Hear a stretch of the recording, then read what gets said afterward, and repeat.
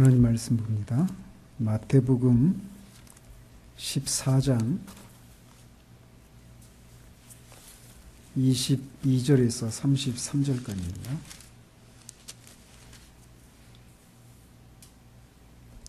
22절에서 33절까지 한 절씩 교독합니다. 예수께서 즉시 제자들을 재촉하사 자기가 무리를 보내는 동안에 배를 타고 앞서 건너편으로 가게 하시고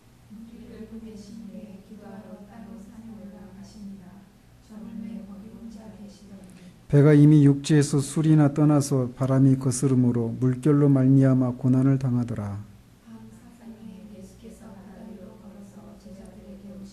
제자들이 그가 바다 위로 걸어오심을 보고 놀라 유령이라 하며 무서워하여 소리지르거늘 베드로가 대답하여 이르되 주여 만일 주님이시거든 나를 명하사 물 위로 오라 하소서 하니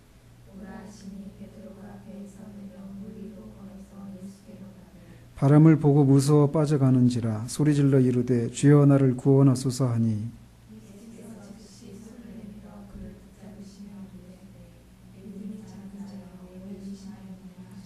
배에 함께 오름에 바람이 그치는지라 배에 있는 사람들이 예수께 절하며 이르되 진실로 하나님의 아들이로소이다 하더라. 아멘.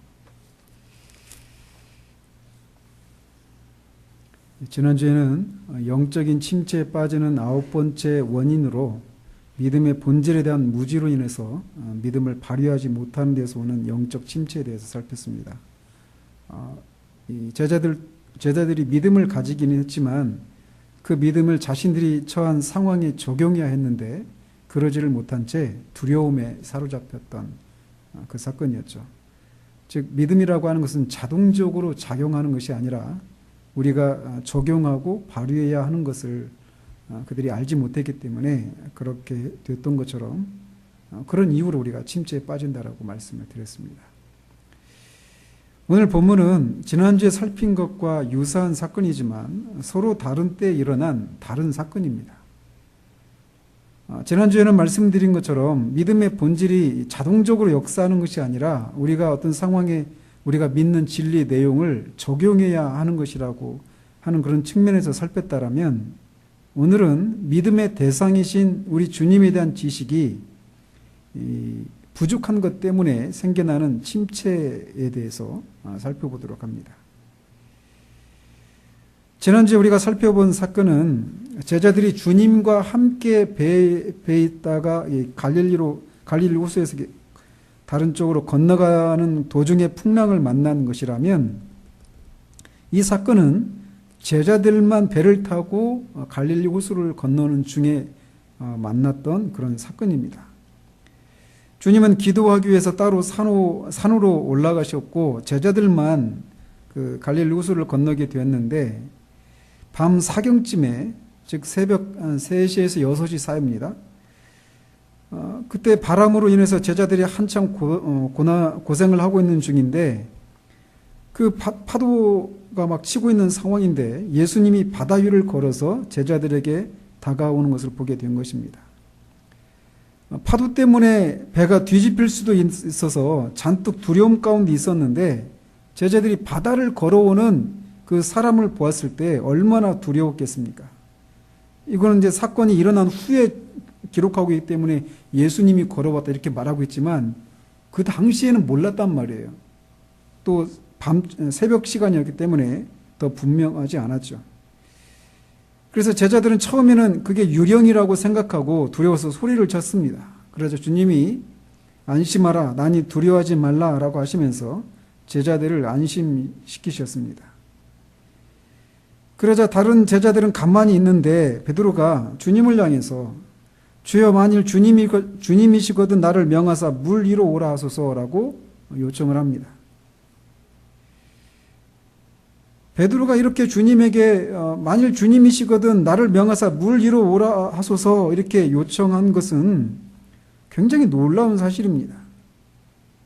왜냐하면 베드로에게는 주님이시라면 정말 그 앞에 있는 존재가 정말 주님이시라면 주님은 그렇게 물 위로 자신이 올 수 있도록 걸을 수 있도록 할 수 있는 능력이 있다라고 하는 것을 믿었기 때문에 이렇게 요구를 할 수 있었던 것이죠. 따라서 베드로는 주님이시라면 그런 능력이 있는 분이시다라고 하는 바른 믿음을 가지고 처음에는 이렇게 바르게 출발했다고 할 수 있습니다. 그러자 이런 베드로의 요청에 주님은 오라고 하십니다. 그러자 베드로는 배에서 내려서 물 위로 걸어서 주님께로 걸어갔습니다. 베드로가 배에서 내렸을 때 그가 물속에 막 들어갔다가 다시 올라와서 걸었다라고 하는 말이 없어요. 그는 처음부터 물 위로 걸었습니다. 그는 어느 누구도 경험하지 못한 경험을 한 셈이죠. 그런데 잘 걸어가던 그가 바람을 보고 무서워하자 물속에 빠져들었습니다.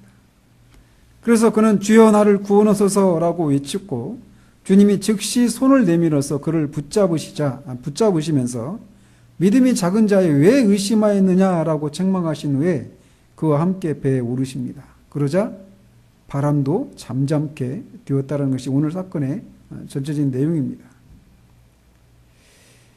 우리는 여기서 이렇게 처음에 잘 시작했던 베드로가 나중에는 물속에 빠져들어서 그 상황이 굉장히 웃기죠. 그죠? 비참해지는 그런 모습을 통해서 영적인 침체의 한 단면을 우리는 볼 수 있다는 겁니다.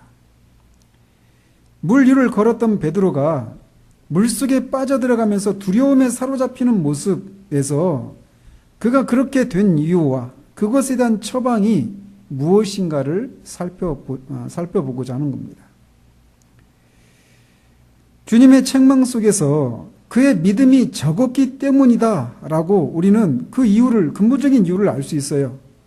그런데 그것 외에도 베드로가 이런 방금 전까지 물 위를 걷는 그런 놀라운 체험을 한 후에 또 물속에 빠져들어서 죽게 되는, 그래서 죽음의 공포에 사로잡히는 이 높은 데서 아무도 경험하지 못한 높은 지경에 올랐다가 또 깊은 그런 침체에 빠지는, 비참함에 빠지는 그 원인이 베드로가 가진 어떤 이 멘탈리티 또는 정신 상태 또는 심리 상태에 기인한다라고도 할 수 있다는 것입니다. 우리가 이 시리즈의 처음에서도 이렇게 말씀드린 것처럼 우리는 사람마다 타고난 기질이 있습니다. 그리고 그 기질은 다 사람마다 다릅니다. 그리고 이 기질이라고 하는 것이 우리가 거듭난 이후에도 변하지 않는다라고 말씀을 드렸어요. 우리는 특별히 베드로의 기질이 가진 특징을 여기에서 우리가 볼 수 있는데, 그가 가지고 있는 이 특징은 이런 식으로 매사에 막 열정적이고 정력적이고 결단력이 있고 활동적인 그런 기질의 소유자라는 거예요. 이런 기질이 어떻게 보면 현대사회에서 이 리더들에게 요구되는 그런 모습들이라고 할 수 있습니다. 그런데 그가 가진 이런 장점은 어떤 때는 부정적으로 작용하기도 한다는 것입니다. 그래서 그는 타고난 기질에 의해서 매사에 다른 사람이 앞서서 어떤 놀라운 신앙을 고백하기도 하고 어떤 신앙적인 행동과 결단을 하기도 하지만 그것과 정반대로 깊은 실패, 깊은 좌절과 큰 실패를 경험하기도 한다는 것입니다. 이 사건에서도 그는 바람이 불고 풍랑이 이는 상황 속에서도 주님께 자신을 명해서 물 위로 오게 해달라고 요구하고 실제로 물 위를 걷습니다. 그러나 이내 의심이 들어서 물속에 빠지면서 체면을 구기는 상황에 처하고 말아요. 그런데 이런 베드로의 이런 모습은 성경 속에서 여러 차례 반복되어서 나타납니다. 예를 들어 그는 16장 16절에서 주님이 어떤 분이라고 생각하느냐라고 하는 그런 질문에 주는 그리스도시요 살아계신 하나님의 아들이십니다라고 그렇게 고백합니다. 그래서 주님으로부터 칭찬을 받죠. 그것을 알게 하신 분은 하나님이시라고, 하나님 아버지시라고. 그런데 이 대답에 이어서 주님이 얼마 후에 십자가에서 고난을 받아 죽고 사흘 만에 살아나리라고 하는 말씀을 하셨을 때 주님을 붙잡고 막 이렇게 훈계하듯이 절대로 그런 일이 일어나서는 안 됩니다라고 주님께 막 그렇게 훈계하듯이 말립니다. 그래서 주님은 사탄아 내 뒤로 물러가라라고 그를 꾸짖으셔요. 방금 전에 주님으로부터 최고의 칭찬을 들었던 그가 곧장 주님으로부터 최고의 책망을 받는 그런 행동을 한 것이죠. 또 주님이 잡히시기 전날 밤에도 그 발을 씻기실 때 절대로 이런 일을 해서는 안 됩니다. 그러니까 네가 만약 그렇게 안 하면 나와 상관이 없다 하니까 발뿐만 아니라 머리도 감겨달라고 얘기합니다. 그게 베드로예요. 또 그날 밤에 너희들이 다 나를 버리고 도망갈 것이다 이렇게 말했을 때 다른 사람은 몰라도 나는 끝까지 주님을 버리지 않겠습니다. 주님이 죽는 데까지 난 따라가겠습니다. 이렇게 호언장담했지만 다른 제자들이 하지 않은 일까지 해버리고 말죠. 3번이나 주님을 모른다라고 부인하는 일을 해요. 그리고 주님과 눈이 마주치자 밖에 나가서 심히 통곡합니다. 가만히 있으면 중간이라도 갈 텐데 그는 항상 이런 식으로 앞뒤 가리지 않고 막 행동을 먼저 하는 이런 모습을 여러 차례 보여요. 또 주님이 부활하신 후에도 그렇죠. 이 베드로와 이 다른 6 제자들이 갈릴리 호수에서 고기를 잡는데 밤새 고기를 잡아도 아무것도 안 잡혔잖아요. 그래서 주님이 깊은 곳에 던져봐라 하니까 고기가 잡혔는데 그 제자 중에 하나가 주님이시다 이렇게 하니까 그냥 바로 거기서 바다로 뛰어들어서 헤엄쳐서 주님께로 갑니다. 다른 제자들은 그 배를 끌고 해안까지 오는데 베드로의 행동이 이래요. 또 사도행전 10장에 보면 이방인이었던 고넬료에게 그가 복음을 전합니다. 환상 중에 이 고넬료에게 복음을 전하라고 하는 명령을 받고 고넬료라고 명시적으로 나오지 않지만 이제 이방인에게 가라고 하는 거죠. 그래서 그 명령에 순종해서 사도 중에 최초로 이방인에게 예수 그리스도의 복음을 전하는 그런 위대한 일을 했어요. 그리고 돌아와서 다른 유대인들이 왜 이방인과 교제를 했느냐라고 추궁할 때 그가 자신이 한 일들 또 그 복음을 전했을 때 일어난 일들을 변호하잖아요. 그랬던 그가 갈라디아서 2장에 보면 이방인들과 함께 교제를 하다가 이렇게 식사를 하면서 교제하고 있는데 예루살렘에서 야고보 사도가 보낸 사람이 왔을 때 이방인들과 교제를 하지 않았던 것처럼 외식을 행합니다.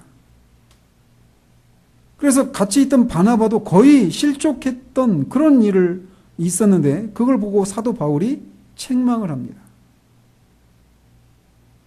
베드로의 기질이 이런 식으로 매사에 일관되게 나타나는 것을 우리는 볼 수 있어요. 그럼 매사에 생각하지 않고 행동이 앞서는 사람의 전형적인 모습입니다. 그런 사람의 경우에 그들이 타고난 정력과 결단력과 충동적인 행동에 의해서 사물을 바로 살피고 온전히 이해하고 파악한 후에 행동하지 못하고 직관적으로 처리해 나가기 쉽다라는 것입니다. 그 결과는 어느 한쪽으로 지나치게 치우치기 쉽다라는 거예요.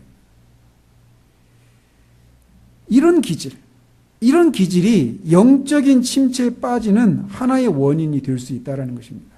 그래서 막 충만할 때는 막 주님을 위해서 무엇이라도 할 수 있는 것 같다가 갑자기 푹 떨어져 버리는 거죠. 오늘 이 사건에서 우리는 베드로가 바로 그런 이유, 그가 가지고 있는 그런 기질적인 이유로 높은 곳에서 비참하게 떨어졌다라고도 할 수 있다는 것입니다.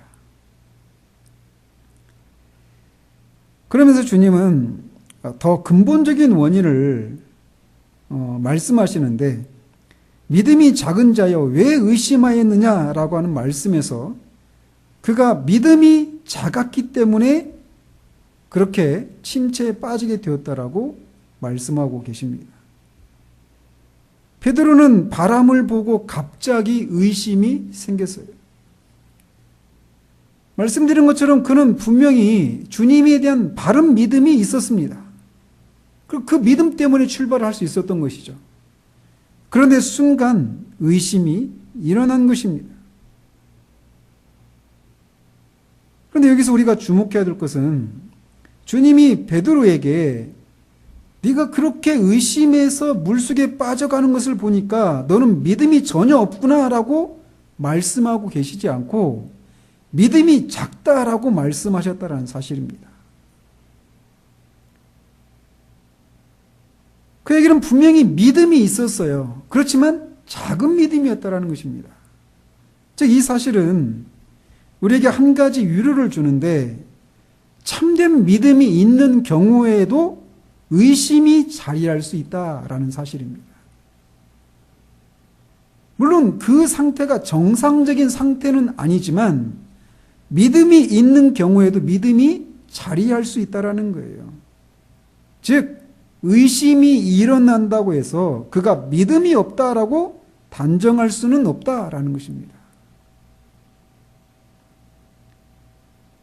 우리는 종종 우리 안에서 또는 다른 사람이 어떤 신앙의 어떤 내용들에 대해서 의심을 하는 그런 모습을 보면서 그렇게 의심하는 걸 보면 어떻게 네가 또는 우리가 그리스도인이라고 할 수 있는가라고 생각할 수 있어요. 그렇지만 여기에서 있는 이 모습은 그리스도인이라고 할지라도 의심이 참된 믿음과 함께 할 수 있다라고 하는 것을 우리에게 말해주고 있다는 거예요. 반대로 만약 어떤 사람이 자신은 신앙생활을 하면서 단 한 번도 의심이 들지 않았다라고 말한다면 오히려 그 사람의 신앙의 기초를 확인해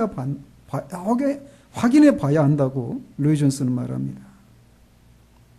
침체 가운데 빠지게 되고 시험에 빠지게 하는 그런 경우들이 있다라는 것입니다. 그래서 때로는 교회를 오랜 동안 떠나기도 하고 오랜 시간을 그렇게 보낼 수도 있어요. 그런데 그런 모습이 그가 믿음이 없다라고 단정적으로 말할 수는 없다라는 것입니다. 반대로 그렇기 때문에 누군가가 어떤 신앙의 내용에 대해서 어떤 의심이 들 때 그 의심 드는 그 자체를 막 막으려고 하고 그런 의심을 통해서 정말 참된 믿음을 갖게 되는 그런 과정 자체를 싹을 잘라버리는 식의 그런 권면과 상담 이런 것들은 굉장히 위험한 일이라고 할 수 있어요. 근데 오늘날 한국교회에서는 그런 신앙의 태도들을 경계하는 그런 모습들이 있는데 그거는 성경적이지 않은 모습이라고 할 수 있습니다. 반대로 정말 만약 한 번도 의심을 하는 것 때문에 힘든 일이 없다면 그 사람은 거짓된 평안 가운데 있다라고 말할 수 있어요. 다시 한번 말씀드리면 의심은 믿음과 양립할 수 있다라는 것입니다. 그것이 정상적인 것은 아니에요. 그럼에도 불구하고 그럴 수 있다라고 하는 것을 우리는 이 사실에서 먼저 알 수 있습니다. 문제는 믿음이 의심과 함께 양립할 수 없는 것이 아니라 같이 할 수 있는데 문제는 그 의심이 우리를 지배해버리는 것이 문제라는 것입니다. 만약 의심이 우리를 지배한다면 우리는 약한 믿음 가운데 있는 것입니다. 그것이 바로 베드로에게 일어난 일이에요.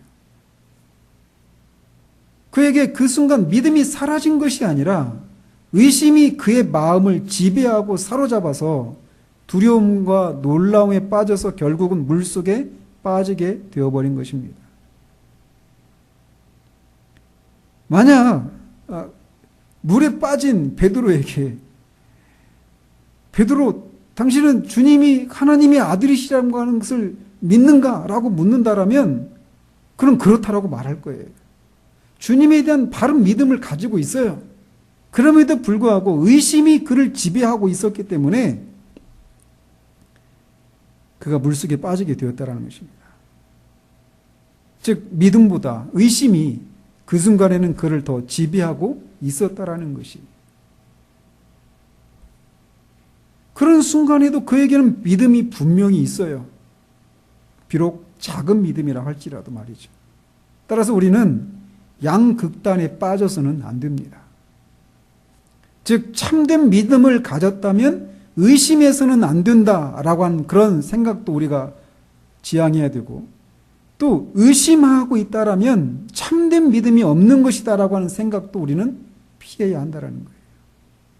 얼마든지 같이 할 수 있어요.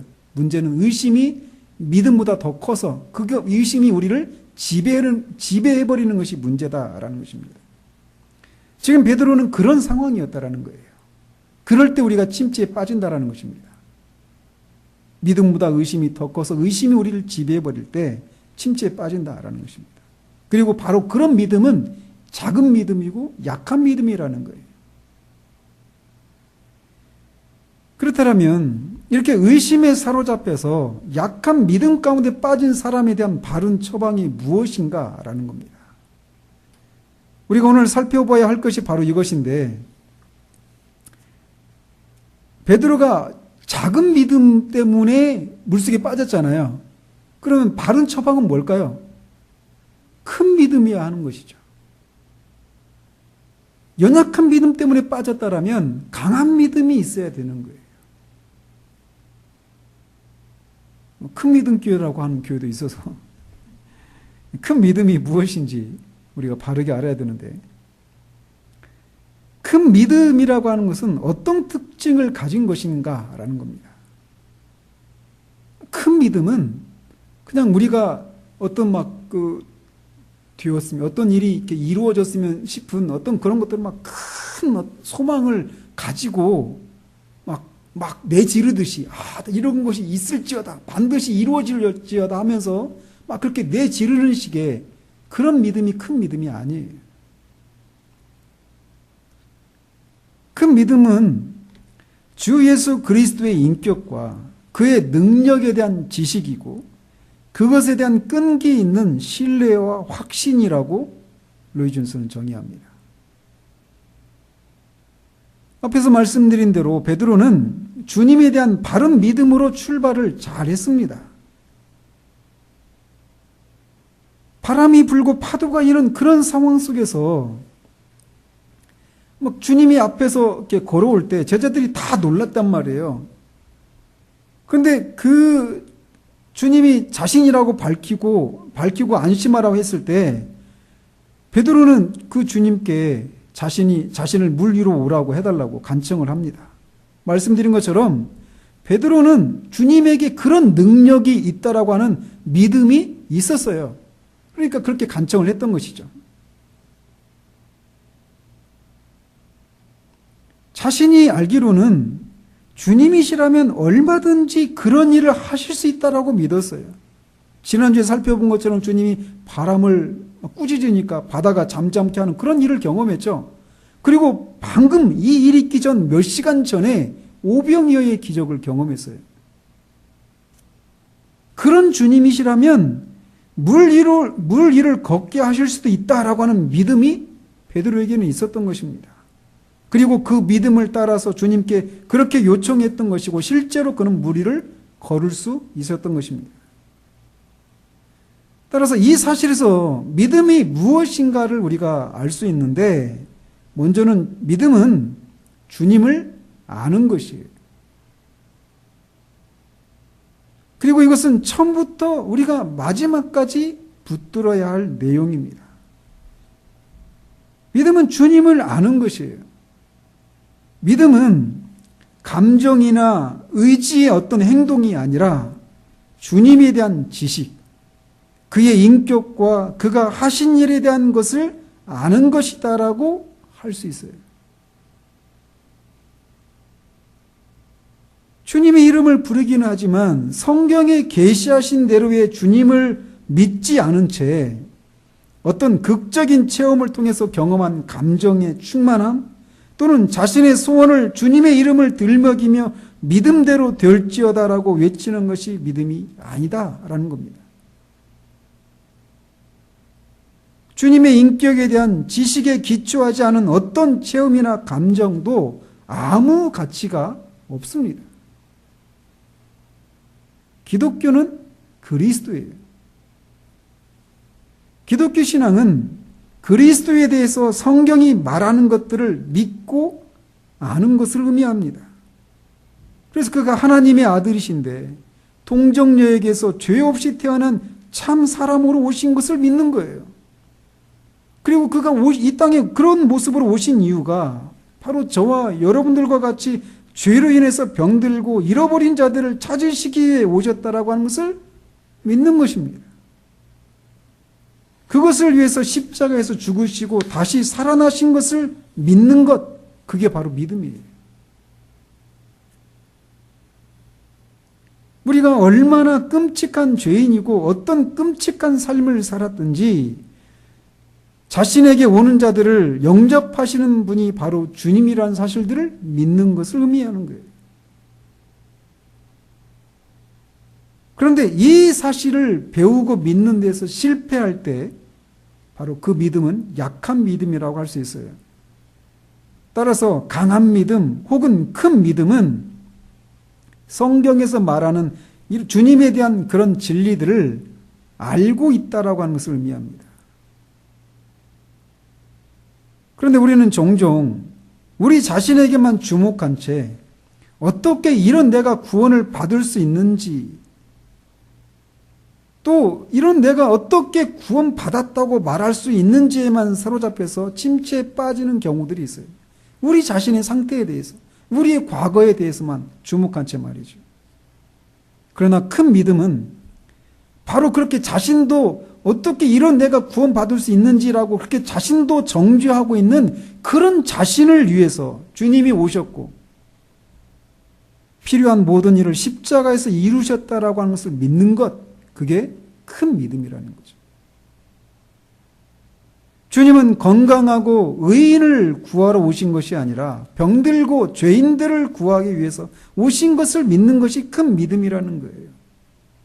그러나 그 일에 실패한다면 우리가 그 진리들을 붙잡고 있지 않는 것이고 바로 그 믿음이 약한 믿음이라는 겁니다.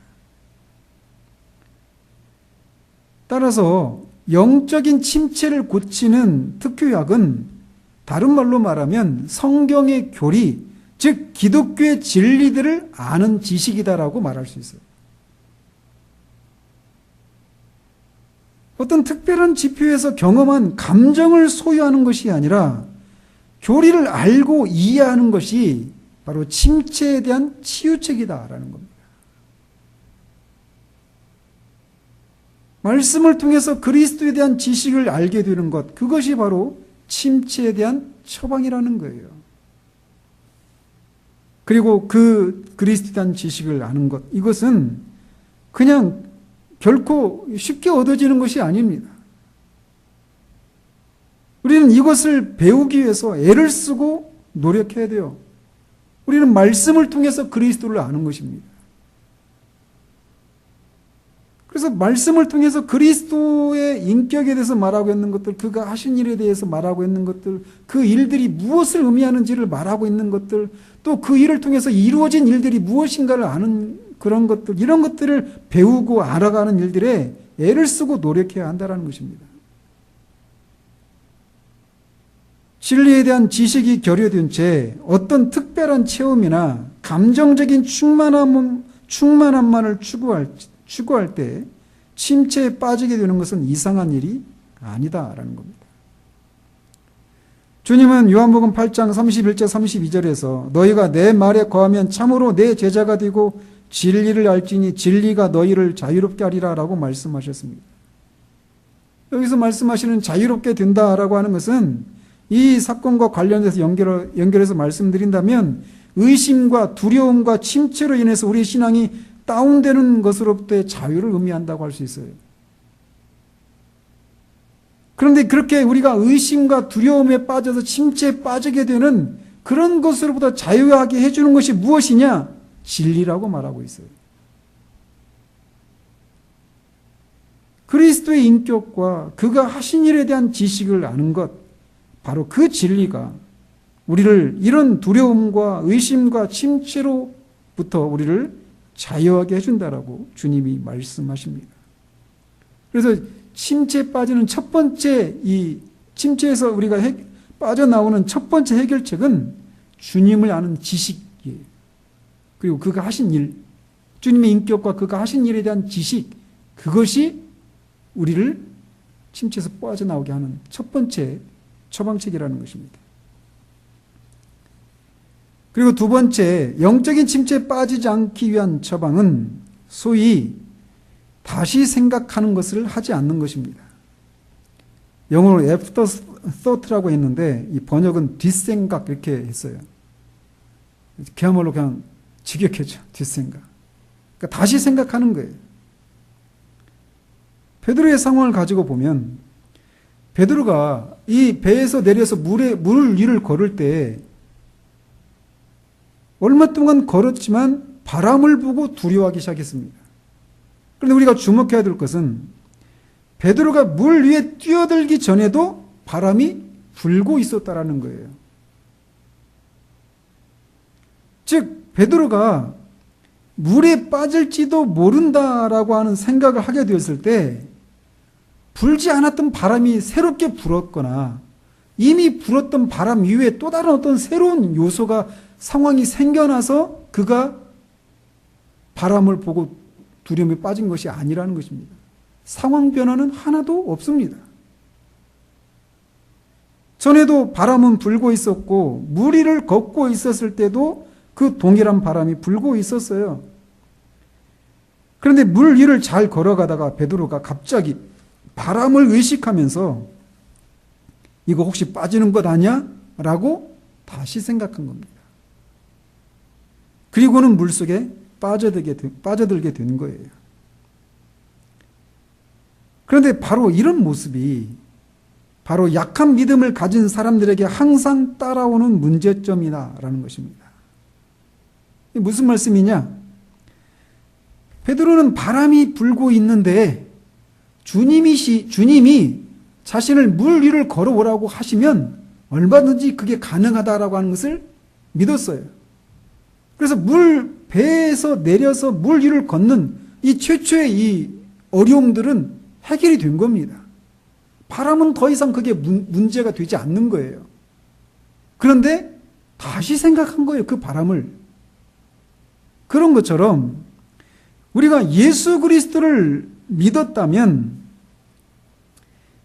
이전에 우리가 진리를 통해서 해결된 어떤 문제들로 다시 돌아가는 일들을 해서는 안 되는데 그런 일을 하기 때문에 침체에 빠지는 경우들이 있다라는 것입니다.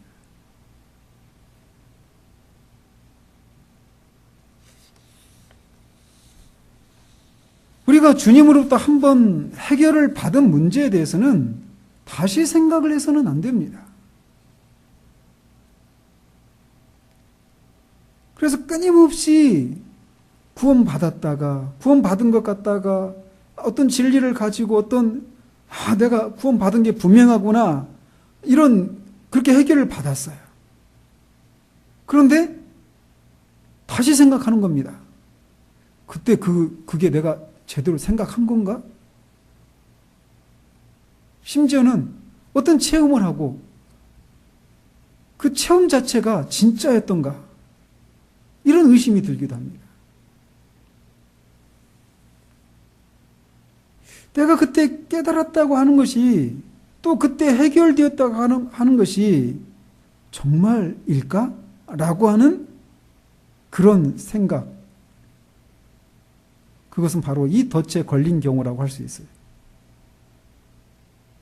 이미 해결된 문제는 그 문제를 다시 꺼내들어서 과연 이것이 정말 해결된 것인가라고 다시 생각해서는 안 돼요. 베드로에게 바람의 문제는 이미 해결된 문제입니다. 근데 다시 바람을 보고 의심에 빠지고 두려움에 빠지게 된 거예요. 마찬가지예요.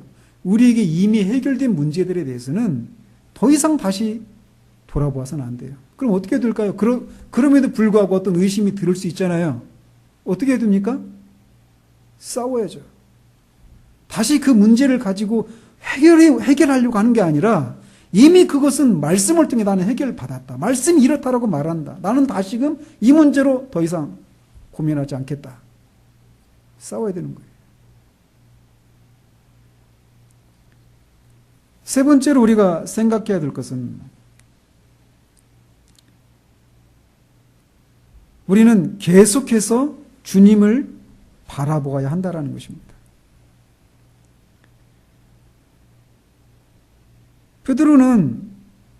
베드로가 배에서 뛰어내려서 물 위를 걸었을 때 그가 뭘 보고 걸었을까요? 분명히 주님을 바라보면서 주님을 향해서 걸어가고 있었을 거예요. 그런데 주님을 바라보다가 바람을 본 겁니다. 일렁이는 파도를 본 거예요. 그 순간 빠지게 되었습니다.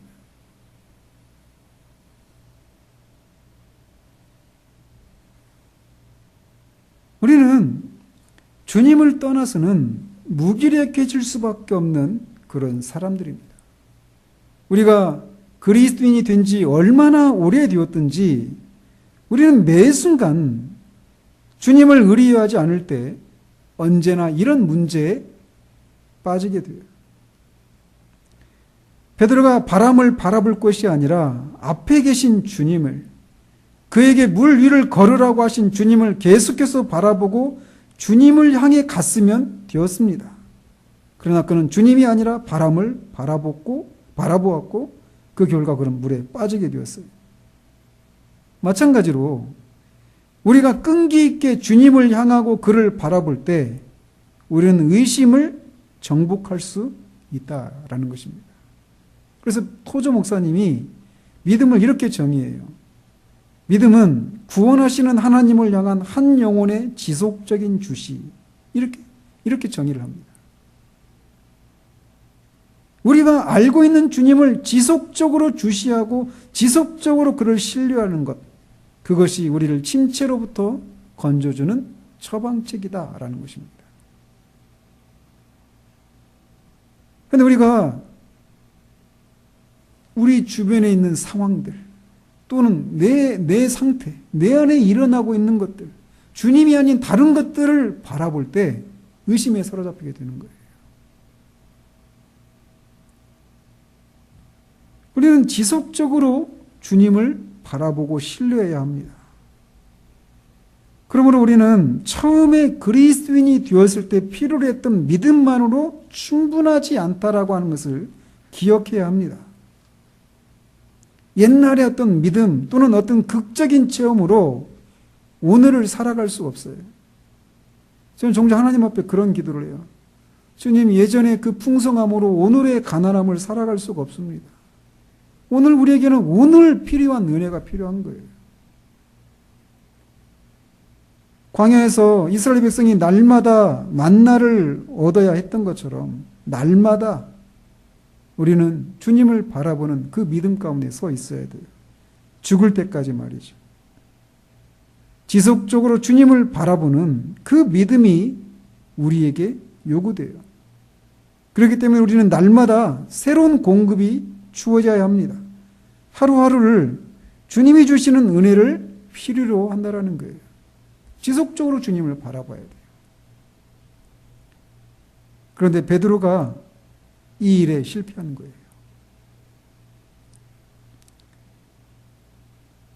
그런데 여기에 우리의 궁극적인 위로가 바로 여기에 또 있습니다.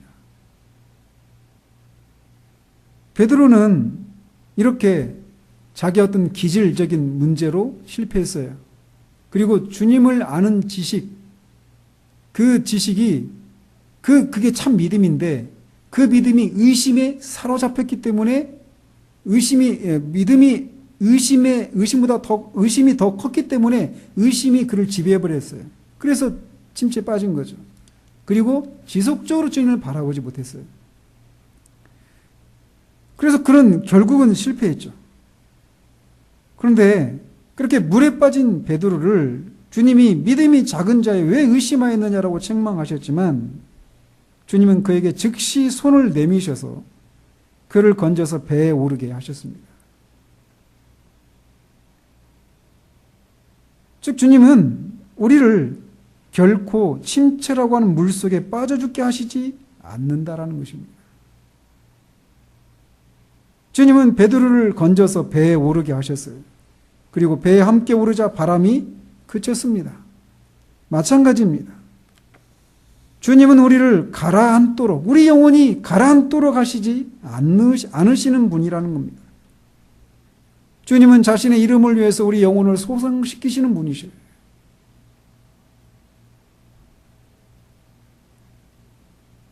우리는 종종 주님을 바라보는 일에 실패해서 주님을 바라보는 일에 실패할지라도, 그래서 우리의 눈이 주님께 시선을 고정한 일에 실패할지 몰라도 주님은 우리를 주님의 눈에서 놓치지 않으신다라는 겁니다.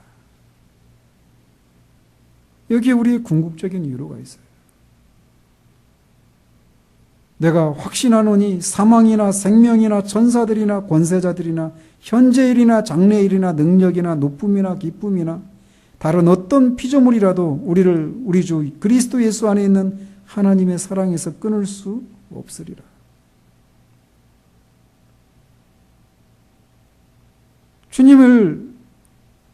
우리 시선에서 주님을 놓치는 경우가 있어요. 그래서 침체에 빠집니다. 그러나 주님은 결코 주님의 눈에서 우리를 놓치는 일이 없으십니다. 그런데 그래서 우리를 침체라고 하는 그 바닷속에 우리가 빠져 죽도록 가라앉도록 하시지 않아요. 그렇게 하실 수 있는 분은 주님이 그렇게 하실 수 있는 능력을 가지신 분이시기 때문에 그렇습니다.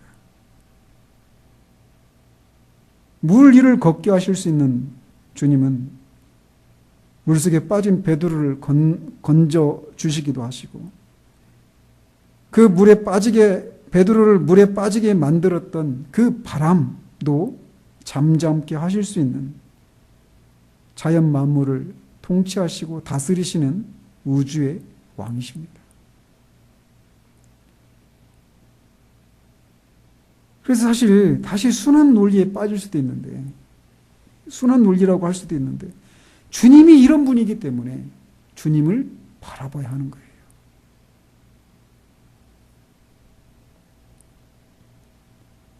이렇게 우리는 이 사건을 통해서 우리가 침체에 빠지게 되는 9번째 원인을, 10번째인가요? 이 원인을 살폈습니다. 우리는 주님을 아는 지식에서 자라가야 합니다. 그리고 이 주님을 지속적으로 바라봐야 합니다. 그러나 그 일에 실패한다 할지라도 주님은 우리를 침체 가운데 가라앉도록 하시지 않는 분이라는 사실들을 기억해야 돼요. 그래서 그 주님을 우리가 바라보고 그 주님을 아는 지식에서 자라가는 그런 일들이 있을 때 우리는 침체라고 하는 것을 이길 수 있는 사람이 된다는 사실들을 기억하기를 바랍니다. 기도하겠습니다.